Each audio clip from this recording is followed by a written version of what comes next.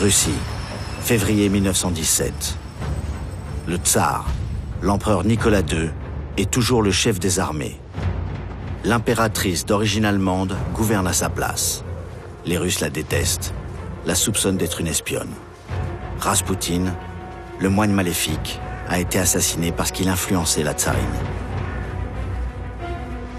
Dans ce climat de folie et de religiosité exacerbée, le tsar vit une autre tragédie, le bilan de la guerre.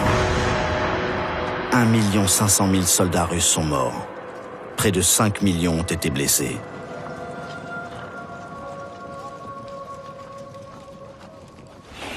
Cette usine de prothèses de Kiev est censée rassurer les malheureux amputés, mais elle est à l'image d'un régime à bout de souffle. C'est la Russie tout entière que la guerre a amputée de sa richesse, de ses forces vives, de son énergie.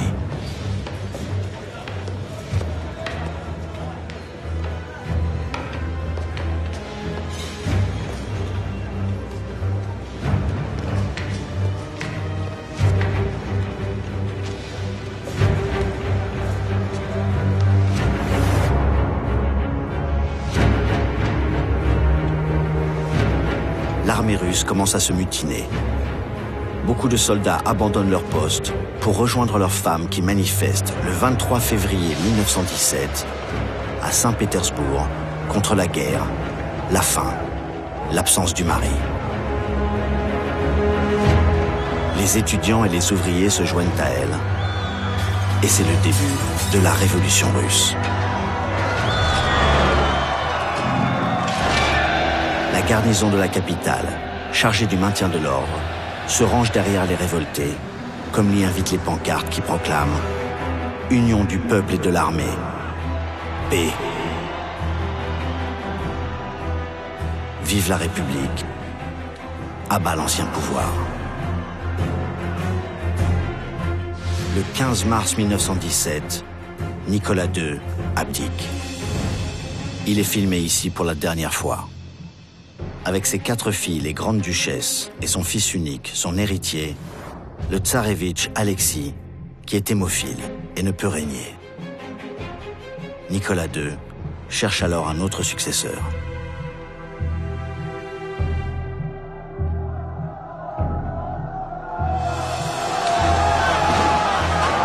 Mais l'agitation est telle que le Soviet, le conseil révolutionnaire de la capitale, exige de mettre fin à la dynastie des Romanov, qui a entraîné la Russie dans le monde en guerre. Un gouvernement provisoire, plus modéré, où s'impose le ministre de la Justice, le socialiste Alexandre Kerensky, envisage de laisser partir le tsar déchu en exil. Nicolas II, en résidence surveillée, demande l'asile politique à son cher cousin, le roi d'Angleterre, George V. Dans l'attente de la réponse, le tsar écrit dans son journal « Aujourd'hui, j'ai trié mes livres et mes affaires en mettant de côté ce que je vais emmener en Angleterre.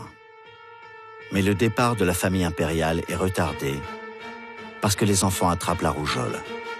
La tsarine leur fait raser les cheveux, ce qui les amuse. Un temps précieux a été perdu. En Angleterre, George V, si populaire, ne veut pas mettre son propre trône en danger. La crainte d'une contagion révolutionnaire hante le gouvernement britannique. Il déconseille formellement d'accueillir Nicolas II et toute sa famille. George V abandonne son cher cousin, qui lui ressemblait tant.